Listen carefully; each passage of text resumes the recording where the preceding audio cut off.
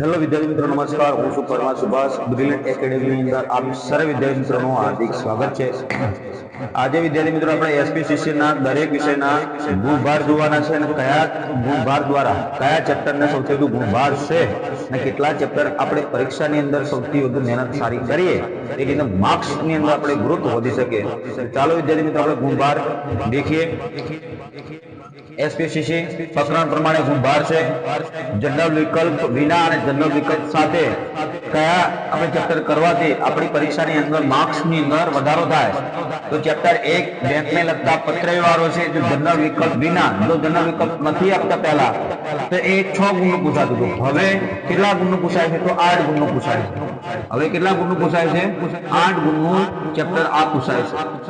ત્યાર પછી સરકારી વિભાગો અને જાહેર ઉપયોગી સેવાઓ તથા સ્થાનિક સંસ્થાઓ સાથેના પત્રવ્યવહાર ચેપ્ટર 2 છે. આ ચેપ્ટર 2 જનરલ વિકલ્પ પહેલા નતા આપતા, એ પહેલા એ 8 ગુણનું પૂછાતું હતું. હવે આ 13 ગુણનું ચેપ્ટર પૂછાય છે. એટલે આપણા માટે મોસ્ટ ઇમ્પોર્ટન્ટ ચેપ્ટર ગણી શકાય, બીજું ચેપ્ટર. ત્યાર પછી ત્રીજા નંબરનું ચેપ્ટર છે આંતર વિભાગીય અને કર્મચારી વિષય પત્રવ્યવહાર. જનરલ વિકલ્પ વિના એટલે કે પહેલા જે જનરલ વિકલ્પ આપતા નથી તો 8 ગુણનું પૂછાતું હતું. હવે જનરલ વિકલ્પ આપે છે એટલે કે કેટલા ગુણનું પૂછાય છે? 13 ગુણનું પૂછાય છે. ચેપ્ટર 4 વિમાન સેવા અંગેના પત્રો, તો એ 6 ગુણનું પૂછાતું હતું.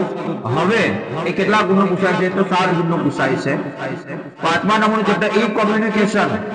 ઈ કોમ્યુનિકેશન હવે ફક્ત ને ફક્ત 6 ગુણનું પૂછાય છે અને જનરલ વિકલ્પ સાથે પણ 6 ગુણનું પૂછાય છે.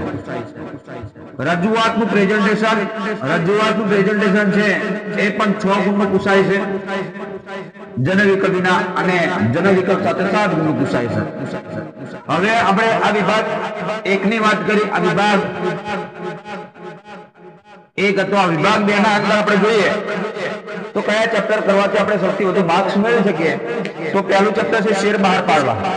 એ જનરલ વિકલ્પ વિના પહેલા 11 ગુણનું પૂછાતું, હવે એની અંદર વધારો થયો છે, એ 15 ગુણનું પૂછાય છે.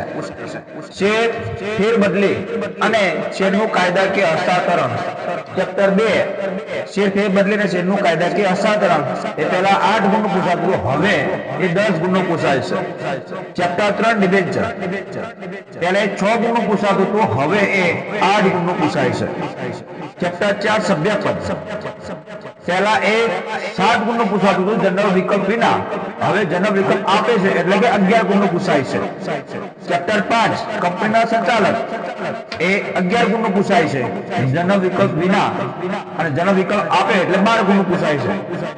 6 કંપની સભાઓ, તો કંપની સભા એ 10 ગુણનું પૂછાતું જનરલ વિકલ્પ વિના અને જનરલ વિકલ્પ આપે છે એટલે કે 12 ગુણનું પૂછાય છે. 7મું ચેપ્ટર છે કંપનીનું વિસર્જન. તો 7મા ચેપ્ટરની અંદર કંપની જે જનરલ વિકલ્પ આપે છે તો એ 8 ગુણનું પૂછાય છે. તો વિદ્યાર્થી મિત્રો આપણે કયા ચેપ્ટર કરવાના જોઈએ? તો ભાગ 1 ની અંદર બીજું અને ત્રીજું ચેપ્ટર આપણે કરીએ એટલે 26 ગુણનું થાય છે. વિભાગ 1 ની અંદર બીજું અને ત્રીજું ચેપ્ટર આપણે એકદમ ક્લિયર કરી નાખીએ એટલે 26 ગુણનું ચેપ્ટર થાય છે. બે ચેપ્ટર થી કેટલા ગુણના થાય છે? 26 ગુણના થાય છે. અને વિભાગ 2 ની અંદર આપણે 5 ચેપ્ટર કરવા પડે. 7માંથી 5 ચેપ્ટર એવા છે કે જે સૌથી વધુ ગુણભાર ધરાવે છે. તો પહેલું ચેપ્ટર છે સૌથી વધુ, તમે જુઓ 15 ગુણ પર વધારે ભાર આપવું પડે પહેલું ચેપ્ટર. ત્યાર પછી 5મું ચેપ્ટર તમે જુઓ, 5મું અને 6મું ચેપ્ટર છે.